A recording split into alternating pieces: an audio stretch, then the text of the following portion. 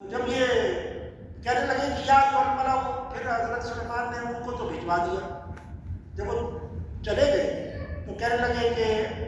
اب لازماً ان کو اندازہ تھا کہ یہ ملکہ آئے گی تو صحیح اور ضرور آ کے معافی مانگے گی، یا کسی نہ کسی طرح سے کوئی سلسلہ جرمانی جو ہم کہتے ہیں سفارتی تعلقات بنانے کی کوشش کرے گی۔ تو وہ کہنے لگے کہ پھر اس طرح کرتے ہیں کہ اے میرے گروہ، تم میں سے کون اس کے عرش کو لے کے آئے گا، یعنی اس کا جو تخت ہے اس کو، قبل اس لیے کہ یہ لوگ مسلمان ہو کے اطاعت گزار ہو کے آ جائیں یہاں پہ، اس سے پہلے میں یہ چاہتا ہوں کہ اس کا عرش یہاں پہ آ جائے۔ قال عفریت من الجن، تو ایک جو بڑا چالاک قسم کا جن تھا، عفریت کہتے ہیں میرے بڑے سختگیر قسم کے جن کو، جس میں چالاکی بھی ہو بدماشی بھی ہو اس کے اندر، تو یہ دونوں چیزیں اس میں شامل ہیں عفریت کے اندر۔ تو یوں بھی آپ کہہ سکتے ہیں کہ بڑا بدماش جن، یہ بڑا کوئی طاقتور اور بڑا گھمنڈی قسم کا کوئی جن تھا، اس نے کھڑے ہو کے یہ کہا کہ میں لے آؤں گا اور یہ کتنی دیر میں لاؤں گا، قبل ان تقوم من مقامک، اتنی دیر میں کہ آپ اپنی جگہ سے کھڑے ہو۔ اس کا ایک لفظی مطلب تو یہ ہے کہ جتنا ٹائم آپ بیٹھ کے کھڑے ہونے میں لیتے ہیں اتنے ٹائم میں لے آؤں گا۔ ایک آدمی بیٹھا ہوا اور پھر اس کے بعد کھڑا ہو، چند سیکنڈ لگتے ہیں، لیکن اس کا جو عام مفسرین نے ترجمہ کیا ہے وہ یہی ہے، جو محاورے کے کسی نہ کسی حد تک اس کے خلاف نہیں ہے، اور وہ یہ ہے کہ آپ اپنی اس مجلس سے جب اٹھیں گے، مطلب آپ اپنی مجلس سے برخاست کریں گے، اتنی دیر میں ملے ہیں۔ اب وہ حضرت سلیمان کی مجلس تو جاری تھی نا، جب یہ گفتگو ہو رہی تھی، کچھ وقت گزر چکا تھا، کچھ باقی تھا، تو اس میں آدھا گھنٹہ بھی ہو سکتا ہے، گھنٹہ بھی ہو سکتا ہے، اس سے زیادہ بھی ہو سکتا ہے، لیکن مفہوم اس کا مفسرین نے یہی لیا ہے کہ وہ کھڑے بیٹھے کی حالت سے کھڑے ہونے کے بجائے کہ مجلس جب آپ کی برخاست ہو اس کو، تو وَإِنِّي عَلَيْهِ لَقَوِيٌّ أَمِينٌ، اور میں اس عمل کے اوپر بہت مضبوط بھی ہوں اور امانت دار بھی ہوں کہ میں یہ ٹھیک ٹھاک لے آؤں گا، کوئی اس میں کمی بیشی نہیں ہوگی۔ قال الذي عنده علم من الكتاب، پھر اس شخص نے کہا کہ جس کے پاس کتاب کا علم تھا کہ انا آتیک به قبل ان یرتد الیک طرفک، کہ میں اس کو لے آتا ہوں قبل اس کے کہ آپ کی نگاہ، آپ کی پلک جھپکے۔ پلک جھپکنے کا مطلب یہ ہوتا ہے کہ یا تو وہ کھلی بھی ہو تو بند ہو جائے، اور اگر بند ہو تو وہ کھل جائے، بس اتنا سا ٹائم لگے گا۔ یہ سیکنڈ کا بھی کچھ حصہ ہے، یہ پورا سیکنڈ بھی نہیں بنتا۔ فلما رآہ مستقرا عنده، پھر جب انہوں نے دیکھا کہ وہ وہیں پہ پڑا ہوا ہے اسی وقت، قال ھذا من فضل ربی، تو دعا کی کہ اللہ یہ تو میرے رب کا فضل ہے تاکہ وہ مجھے ان نعمتوں کے ذریعے سے آزمائے کہ میں کیا شکر کرتا ہوں اللہ کا یا میں کفر کرتا ہوں۔ کہ جس نے شکر کیا گویا کہ اس کا فائدہ اس کے نفس کو پہنچے گا، اور جس نے کفر کیا فإن ربی غنی کریم، تو میرا رب تو غنی ہے اور وہ بڑا معزز ہے، اس کو تو کوئی پرواہ نہیں کسی کے کفر سے۔ تو یہ جو عرش لایا گیا وہاں سے، مسافت جتنی میں نے بتائی 1800 کلومیٹر یا 2000 کلومیٹر کے مسافت سے یہ ملکہ سبا کا عرش وہاں سے اٹھا کے لایا گیا، اور وہ عرش وہاں پہ کہیں پیوست تھا یا وہ ویسے ہی وہاں پہ کسی جگہ پہ لوز رکھا ہوا تھا، یہ دونوں پہلو بھی پیش نظر رہے۔ یہ بھی تو ہو سکتا ہے کہ وہ کہیں کسی دیوار میں فکس کیا گیا ہو، بنایا گیا ہو اس طریقے سے۔ تو وہ کون شخص تھا جو یہ لے آیا؟ الفاظ سے مجھے اندازہ ہوتا ہے الذی کا لفظ استعمال ہوا ہے اس میں موصول، یعنی یہ ذوی العقول کے لیے استعمال ہوتا ہے، یعنی انسان بھی ہو سکتا ہے، کوئی جن بھی ہو سکتا ہے، کوئی فرشتہ بھی ہو سکتا ہے، لیکن یہاں پہ فرشتوں کا تو کوئی تذکرہ ہمیں پیچھے نہیں مل رہا کہیں بھی۔ حضرت سلیمان کے دربار میں فرشتے بھی تھے،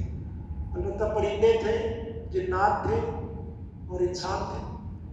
تو ان تینوں میں سے ہی کوئی لے کے آیا ہوگا۔ تو کچھ مفسرین یہ کہتے ہیں کہ یہ کوئی فرد کوئی اور تھا، انہوں نے تو اس کا نام بھی ڈھونڈ لیا ہے، اس کا نام انہوں نے بتایا کہ یہ کوئی آصف بن برخیہ اس کا نام تھا۔ تو یہ نام تو اسی طرح کسی روایت میں، کسی اسرائیلی روایت میں آیا ہوگا کہیں، اور بتایا کہ وہ شخص جو تھا وہ لے کے آیا تھا، حضرت سلیمان کا کوئی وزیر ہی تھا۔ لیکن قرآن نے اور پیغمبر کی سنتوں میں بھی ہمیں احادیث میں کہیں کوئی اشارتاً بھی کسی شخص کا نام نہیں معلوم ہوتا، نہ یہ پتہ لگتا ہے کہ یہ شخص جو ہے وہ کون تھا، جن ہی تھا یا انسان تھا۔ تو بعض مفسرین نے تو یہی کہا ہے کہ پہلے مرتبہ بھی جن نے اٹھ کے کہا تھا، اور جنات کو ایسی صلاحیتیں اللہ تعالیٰ نے دی بھی ہوتی ہے کہ وہ میلوں کا سفر جو ہے وہ پلک جھپکتے میں کر لیتے ہیں، اس لیے کہ ان کی جو تخلیق ہے وہ اللہ تعالیٰ نے انرجی سے بنایا ہے۔ آپ جدید الفاظ میں آپ اس کو انرجی کہہ سکتے ہیں۔ انرجی جو ہے وہ ویوز میں بھی ہو سکتی ہے، گیسز میں بھی ہوتی ہے، وہ اور بھی کئی اس کی شکلیں ہوتی ہیں انرجی، اور انرجی کی رفتار آپ کے علم میں ہے تو کتنی تیز رفتاری کے ساتھ سفر ہوتا ہے۔ اس کے اندر 1,86,000 کا تو ہمارے سائنسدانوں کا ایک اندازہ ہے، ورنہ براق اور اس کے سفر کے معاملے میں یہ بات آئی تھی کہ ہم نے اس پہ تجزیہ کیا تھا کہ اندازہ یہ ہوتا ہے کہ وہ براق کی رفتار جو ہے بجلی کی رفتار سے بھی زیادہ تھی، وہ 1,86,000 میل فی گھنٹہ، ورنہ فی سیکنڈ، اگرچہ وہ بڑی رفتار ہے لیکن اللہ کی قدرت میں اس سے بھی زیادہ رفتار ممکن ہے۔ اور یہ کتاب کون سی ہے کہ جس کا علم اس کے پاس تھا، اس کے بارے میں بھی اختلاف ہے، مختلف اقوال ہیں کہ وہ کتاب کون سی تھی۔ وہ کتاب اللہ کی طرف سے اتری ہوئی کوئی کتاب ہوگی، یا وہ کوئی لکھا ہوا کوئی ایسا اسم اعظم ہوگا، یا کوئی لکھی ہوئی کوئی دعا ہوگی، جو بھی ہے وہ ہمیں اس کا کچھ علم نہیں ہے۔ البتہ یہ ہے کہ اللہ کی قدرت کا اظہار اس میں ہوتا ہے کہ اللہ تعالیٰ نے اپنی مخلوق کے اندر بھی ایسی قدرت پیدا کر رکھی ہے، تو خود اللہ کی قدرت کا پھر کیسے کوئی احاطہ کر سکتا ہے۔ آج کل یہ کوانٹم فزکس ایک شعبہ ہے فزکس کا کہ جس میں ذرات کے اوپر تحقیق ہوتی ہے۔ مادہ جو کوئی بھی ٹھوس مادہ جو ہے میٹیریل، وہ کن ذرات سے مل کے بنتا ہے، اور پھر اس کو دوبارہ ذرات کے اندر تحلیل کرنے کے بارے میں ایک پوری سائنس ہے۔ ابھی اس کے اوپر تحقیق ہو رہی ہے، ابھی ہوئی نہیں ہے لیکن اس کے سبجیکٹ کو یہی کوانٹم فزکس کے اندر ہی یاد کیا جاتا ہے۔ وہ بھی ابھی تک اس بات کو نہیں سمجھ سکے ہیں، البتہ اس میں ایک تھیوری اس طرح کی ہے کہ کسی بھی وقت یہ ممکن ہو سکے گا کہ کسی بھی چیز کو اس کو ذرات میں تبدیل کر دیا جائے، اور پھر کسی دوسری جگہ وہی ذرات دوبارہ جوڑ کے ایک مجسم شکل اختیار کر دیں۔ یہ ابھی تک تو یہ تصور ہی ہے۔ ہاں نہیں، مطلب میں کہہ رہا ہوں اس میں انہوں نے کچھ ایکسپیریمنٹ کیے ہیں سائنسدانوں نے اسی تھیوری کے تحت کہ مادہ جو ہے وہ ذرات میں تبدیل ہو سکتا ہے، اور پھر پلک جھپکنے میں وہ کسی دوسری جگہ پہ اس کو دوبارہ سے متشکل کیا جا سکتا ہے۔ تو یہ بالکل ابتدائی تصور ہے، اور یہ آگے بڑھے گا تو اس کی پھر نئی پرتیں کھلے گی کہ یہ ممکن ہے۔ مطلب یہ اتنا تو پتہ لگ گیا ہے کہ یہ کوئی امپاسبل چیز نہیں ہے، یہ پاسبل ہے۔ تو اگر پاسبل ہے تو پھر اگر یہ 2 فٹ کے فاصلے میں ایسا ہو سکتا ہے تو پھر 2000 کلومیٹر کے فاصلے میں بھی ایسا ہو سکتا ہے، کوئی بعید بات نہیں ہے اللہ کے لیے۔ تو اب آگے گویا کہ یہ چیزیں نسبتاً آسان ہو گئی ہیں سمجھنا ان کو، کہ جو پچھلے زمانے میں اس طرح سے نہیں سمجھا جا سکتا تھا۔ پھر اس کے بعد انہوں نے یہ کہا، حضرت سلیمان نے ایک اور کام یہ کیا کہ نکّروا لہا عرشہا، کہ تم اس کے عرش کو ذرا کچھ اجنبی سا بنا دو۔ نکّروا کا مطلب اس کا حلیہ تبدیل کر دو،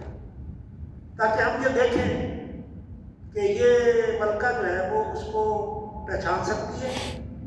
یا ام تکون من الذین لا یہتدون، یا ایسے لوگوں میں اس کا شمار ہوتا ہے کہ وہ اس کو نہیں پہچان پائے گی۔ اس کا اپنا ہی تخت تھا، لیکن اس میں جو نقش و نگار وہ بدلے میں، یا اس میں جو ہیرے جواہرات جڑے ہوئے تھے ان کی کوئی شکل تبدیل کی گئی۔ بہرحال اس کو انہوں نے کسی نہ کسی طرح سے تھوڑا سا بدل دیا، اور وہ وہیں پہ رکھا ہوا تھا۔ تو فلما جاءت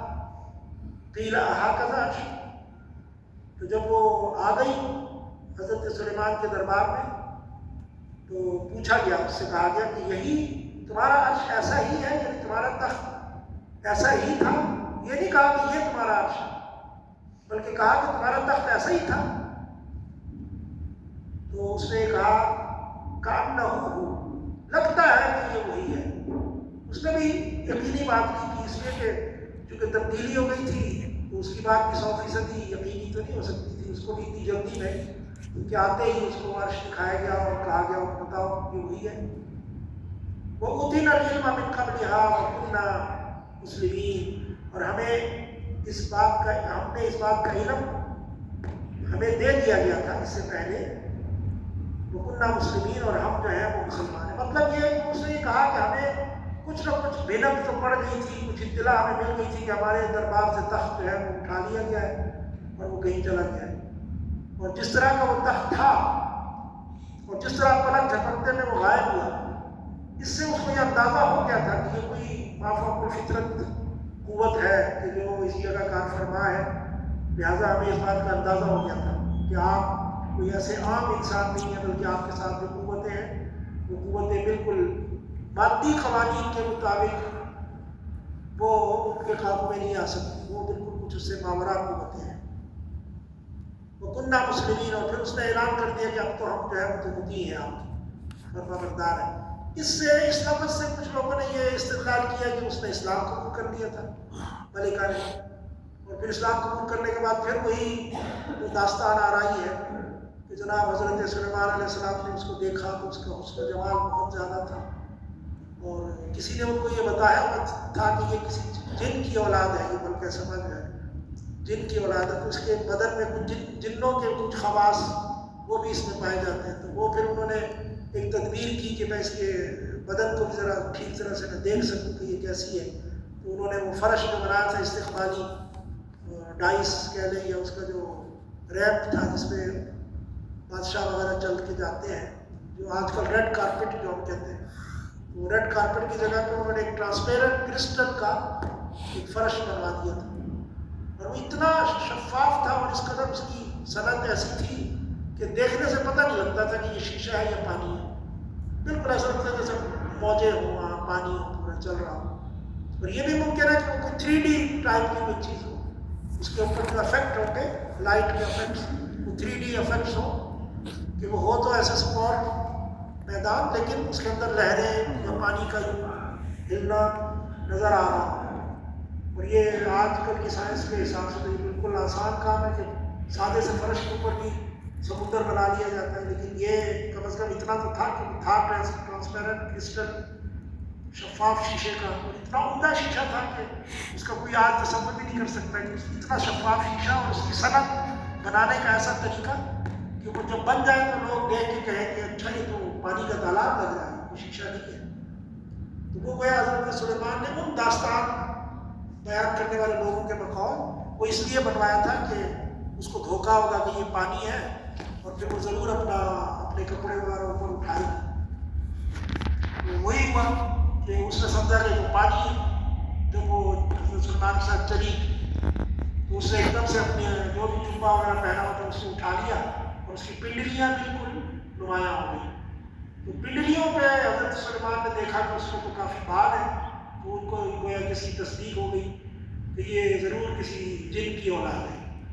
تب یہ بے سروپا قسم کا قصہ ہے نا، بس آ گیا ہے کتابوں میں اور مفسرین اس کو نقل کر رہے ہیں، کوئی بھی یہ نہیں سوچتا کہ بھائی ایک پیغمبر کا قصہ ہے، کچھ ادب، کچھ احترام، کچھ اس کے اندر یعنی کچھ آداب، وہ چیزیں تو محفوظ رکھنی چاہیے۔ پیغمبر کو اس طرح کی چیزوں سے کیا غرض ہے؟